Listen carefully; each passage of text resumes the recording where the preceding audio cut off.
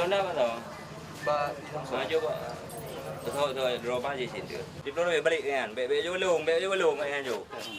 Puduk pengen. Cok. Puduk no.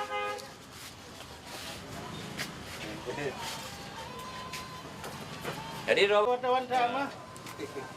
Tiap kata awak dah Tiap. Pak kerja. Daripada maksiat. Ini mau luar lah.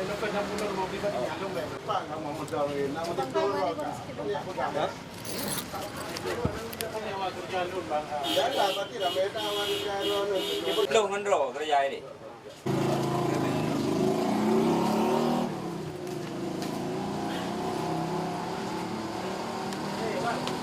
Vâng là chỗ bùi nó vừa bọc đi mong bò thả Vậy muốn bắt tầm anh đấy à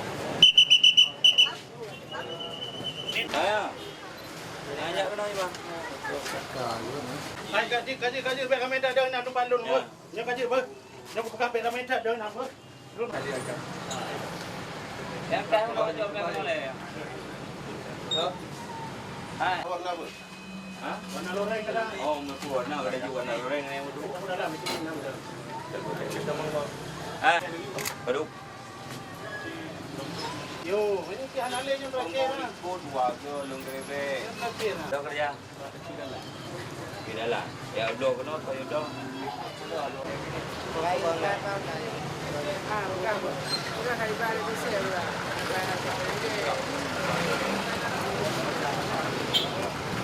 Kasus hari ini yang kita tangani dengan anggota Polsek dan anggota TNI di lapangan ini perkembangan dari beberapa hari yang lalu dan tahun-tahun yang lalu memang pernah terjadi pelanggaran menyediakan nasi pada siang hari di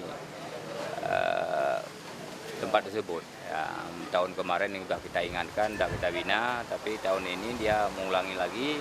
Sudah kita pantau beberapa hari memang ada aktivitasnya.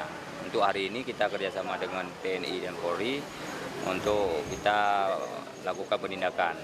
Nah, sekarang kita sudah kita amankan satu orang pembeli dan satu orang penjual penyediakan tempat di kios termasuk di belakangnya rumah yang bersangkutan.